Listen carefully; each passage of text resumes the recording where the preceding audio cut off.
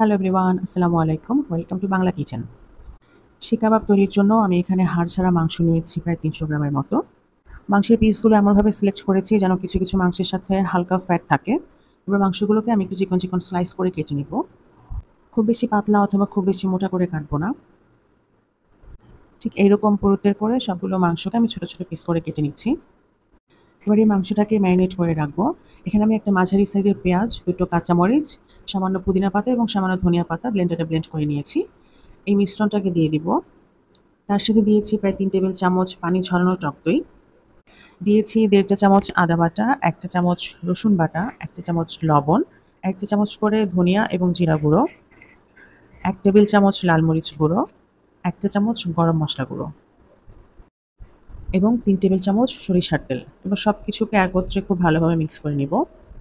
শিক কাবাব ম্যারিনেশনে অনেকেই কাঁচা পেঁপে বাটা ব্যবহার করেন, তবে আমি করব না। আমার কাছে মনে হয় এতে করে মাংসটা খুব বেশি সফট হয়ে যায়। খেতে খুব একটা ভালো লাগে না। এবার একটা র্যাপিং পেপার দিয়ে র্যাপ করে মাংসটাকে আমি নরমাল ফ্রিজে রেখে দিব প্রায় ৬ থেকে ৭ ঘন্টার জন্য। যদি আপনারা বিকালে নাস্তার জন্য এই কাবাবটা বানান, তাহলে সকালবেলা ম্যারিনেট করে রেখে দিবেন। প্রায় ৭ ঘন্টা ম্যারিনেশনের পর এবার ফ্রিজ থেকে বের করে মাংসটাকে আমি হালকা হাতে আরেকটু মেখে নিচ্ছি।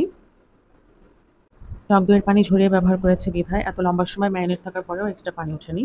এখানে আমি কিছু কাঠের স্টিক ব্যবহার করেছি। আপনাদের কাছে যদি লোহার স্টিক থাকে আপনারা সেটাই ব্যবহার করবেন এবং স্টিকগুলোকে আমি প্রায় ২০-২৫ মিনিটের মতো পানিতে ভিজিয়ে নিয়েছি। এবার মাংসটাকে আমরা স্টিকের সাথে গেঁথে নিব। একটু লম্বা সাইজের যে মাংসের পিসগুলো থাকবে সেটা আমরা এরকম ফোল্ড করে দিব। এতে করে মাংসটা যখন হয়ে আসবে তখন খুলে যাবে না বা ছিঁড়ে পড়ে যাওয়ার সম্ভাবনা থাকবে না। স্টিকের সাথেই আটকে থাকবে। একটু খেয়াল করলে বোঝা যাবে যে আমি এই মাংসগুলোকে ঠিক কীভাবে কাঠির সাথে গেঁথে নিচ্ছি। একটু ফাঁকা, ফাঁকা করে গ্যাপ দিয়ে, দিয়ে করব। যেন রান্নার সময় মাংসের প্রতিটা জায়গা খুব ভালোভাবে কুক হয়। আস্তে, আস্তে সবগুলোই আমি অফ ক্যামেরায় বানিয়ে নিয়েছি। এবার মাংসগুলোকে ভাজার পালা। একটা প্যানে ২ টেবিল চামচ সরিষার তেল দিয়েছি। তেলটা যখন গরম হয়ে যাবে তখন আমরা কাবাবের স্টিকগুলো দিয়ে দিব। এই সময় আমি চুলার আঁচটাকে মিডিয়ামে রেখেছি। শুরুতে চুলার আঁচটাকে খুব হাই রাখা যাবে না। যদি হাই রাখা হয় তাহলে কাবাবগুলো পুড়ে যাবে। আর যদি একেবারে লো রাখা হয় তাহলে কাবাব থেকে পানি বের হয়ে যাবে এবং কাবাবটা ড্রাই লাগবে। ১০ মিনিট ঢেকে রান্না করার পর এবার ঢাকনাটা খুলে আমি কাবাবের স্টিকগুলোকে উল্টে-পাল্টে দিচ্ছি। এবার চুলার আঁচটাকে লোতে রেখে কাবাবগুলোকে ততক্ষণ পর্যন্ত ভাজবো যতক্ষণ না তা গোল্ডেন ব্রাউন কালার চলে আসে। এখন আর ঢাকনা দেওয়ার প্রয়োজন নেই। শুধু একটু পর, পর কাবাবগুলো উল্টে-পাল্টে দিব। ম্যারিনেশনের পর যে গ্রেভিটা ছিল আমরা সেই গ্রেভিটা কাবাবের গায়ে হালকা করে ব্রাশ করে দিচ্ছি।